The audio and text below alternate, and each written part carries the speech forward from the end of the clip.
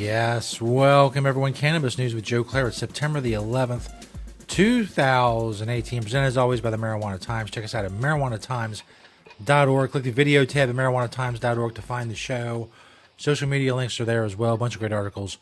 Go check it out, marijuanatimes.org. Today, talking about a DEA agent who says we need to continue to fight demand for drugs, and he's got a couple ideas about how to do that. Also, medical marijuana dispensaries in Michigan are going to have to start closing down because of new medical marijuana rules and licensing. We'll talk more about that. And also, riot police breaking up a Doobie party in Colombia. That's right. You heard me correctly. I said Doobie party. Showing my age just a little bit. All of that coming up. But first, of course, as you know, Cannabis News is brought to you by Natureside. Nature-side.com, and their organic, all-natural pesticides. Don't use harmful chemicals on your cannabis cultivation. Grow safe and poison-free. Be regulatory compliant in the state that you are growing in. You can do all of these things with Natureside, nature-side.com, a proud sponsor of Cannabis News. This first story from marijuanatimes.org by yours truly. DEA agent says demand for drugs needs to be fought. And basically, it's a story based on this DEA agent whose name I just had. There we go. Special Agent Timothy McMahon from the New Jersey division of the DEA. He did an interview with ROI-NJ as a media publication in New Jersey.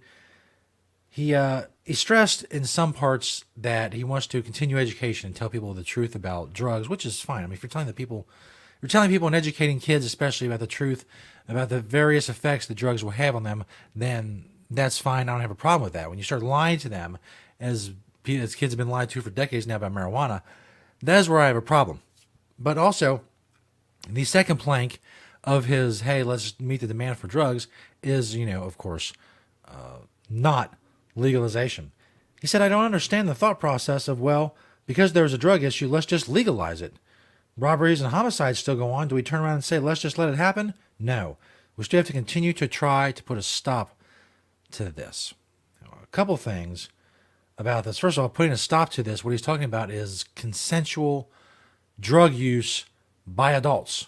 Voluntary drug use by adults is what he's talking about when he talks about trying to stop this. He's comparing it to robberies and murders, which are often not voluntary. People don't, if you consent to be robbed, you're just giving stuff away. You're not really being robbed. There's not a voluntary aspect to it. Your rights are being infringed on by someone else. That's the difference between robberies and murders and consensual voluntary drug use. And to say he doesn't follow he doesn't understand the thought process of that. Well, then maybe that says something about his thought processes more so than the logic of what he's saying. He basically,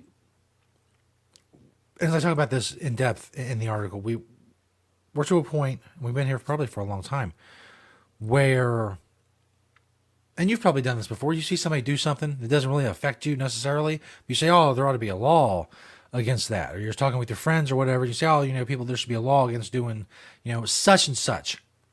We've become so accustomed to having our opinions validated to the point of them being law.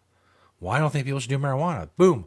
Marijuana is illegal. No one can do marijuana. There's a law for everybody that says no marijuana because some people don't like other people doing marijuana, even if it never affects them in the least. We're so used to saying, oh, well, if enough people in the country have this opinion, well, then it should be the law. But no, it's not. I don't care what the majority is. You say, well, 65% agree that marijuana legalization is a good thing. That's great, but it means nothing. It should have nothing to do with anything. I don't care if 65% favor it. I don't care if 10% favor it. I don't care if 89% favor it. I don't care if 14% favor it. You see where I'm going with this. I don't care. It shouldn't matter because people who use marijuana are not infringing on the rights of anyone else. Therefore, whatever the favorability rating of its legalization is irrelevant. It doesn't matter.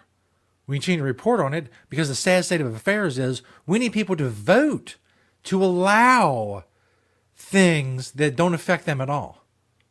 Because again, we're validating all your opinions. So very important. Now we have social media. Your opinion is so very important. Facebook, Twitter, Instagram. We want to know what you're eating, what your cat's doing. We want to know what you think about these political issues. Your opinion is so important, but it's not really. My opinion is not really important. Yours isn't important. Not when it comes to law. If you're not infringing the rights of anyone else, you're not committing a crime. That's the way it should be. And yet people like me have to sit here day in and day out, 5 days a week, and talk about this because enough people have to vote on allowing that to happen. Because again, it's their opinion, and that should be law. And when we started going down that road, well, we created quite a bit of problems that we're still fighting. We'll still be fighting for many years to come. This next story from Freep.com out of Michigan. 98 Michigan medical marijuana dispensaries will have to shut down. Some medical marijuana dispensaries will get to stay open until December 15th under new emergency rules adopted by the state Tuesday, while others will have to close. According to the new rules, about 108 medical marijuana dispensaries that have been operating while they're waiting for the Medical Marijuana Licensing Board to consider their application for a license will get to stay open until December. These dispensaries, they got their initial application before February 15th. They got approval from the communities where they're operating and submitted the second step of the application process by June 15th. You've been following what's going on with the dispensaries in Michigan. As I just pointed out, they've been going step by step and getting extensions, and they have to do certain things and achieve certain goals by certain deadlines. And the ones that have done that are the ones that are going to get to stay open. Another 98 dispensaries that submitted initial applications by February 15th, but didn't submit the second step of the application in a timely manner or at all, will get cease and desist orders next week and must shut down if they continue operating. The owners risk not being able to get a license at all. A list of the 98 dispensaries will be released by the state later this month. So, the end result obviously is the constricting of access to medical marijuana to patients in Michigan, which is not exactly an ideal condition.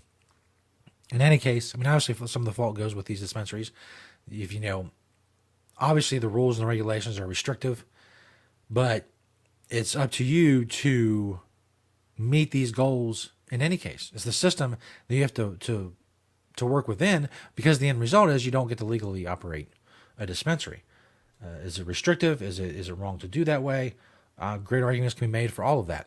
But in the end, the people who are hurt are medical marijuana patients who are getting restricted access to the medicine that they need. This last story from apnews.com. Riot police break up marijuana smoke-a-thon in Colombia. I was not invited to the smoke-a-thon. The invitation must have got lost in the email. I don't know. But I guess I lucked out, because apparently things turned out bad.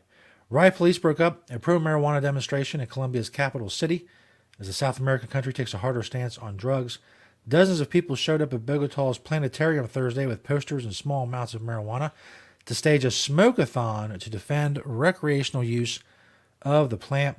The crowd was dispersed by police in riot gear minutes after protesters began to light up marijuana cigarettes. At least half a dozen people were arrested as clashes broke out. Now think about this logically for a moment. Step back from marijuana legalization. Step back from all of it. And just look at this objectively. What happened and the response to it? What happened was some people started lighting up joints, and the response was police in riot gear beating them with hard implements, stick-like implements.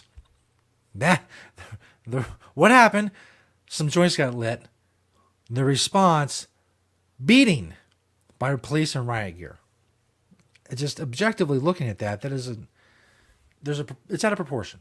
It's out of proportion with what happened. If smoking marijuana is legal, you say, hey, you can't smoke marijuana. You can't do that. Or you take out a club and you find someone smoking marijuana and you beat them with the club. I don't know. Colombia, they go with the latter. That's their thing. Colombia's constitution enables marijuana users to possess small doses meant for personal consumption, but new President Ivan Duque is tightening drug laws and recently issued a decree that enables police to confiscate any drug consumed in public. Still, confiscate is not beat with the club. You see the picture there if you're watching the video. It's a pretty hardcore response for some street joint smoking. Which, be advised, you're traveling in Colombia, and you're going there, you're like, I'm going to go to Bogota, I'm going to go down to the street, I'm going to light up a joint in broad daylight. That's what I'm going to do. That's going to be my vacation. That's my fall break or whatever, my summer break. No, it's not a good idea. I would heavily advise against it. Stay home. Stay home.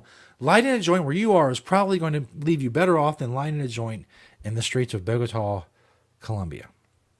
I may be wrong, but again, I'm just giving you my best advice. Thanks, everybody, because that's what I do here at Cannabis News. 5 days a week. Check us out at marijuanatimes.org. You can also search the Marijuana Times on YouTube, Vimeo, and Apple Podcasts. Also, thank you to Natureside, nature-side.com, and their organic, all-natural pesticides. They're a great sponsor of the show. Thank you all for watching and listening, and spread the word, spreading the word about cannabis with this show. Keep watching, keep liking, sharing, commenting, all of that stuff. And we'll see you next time right here on Cannabis News.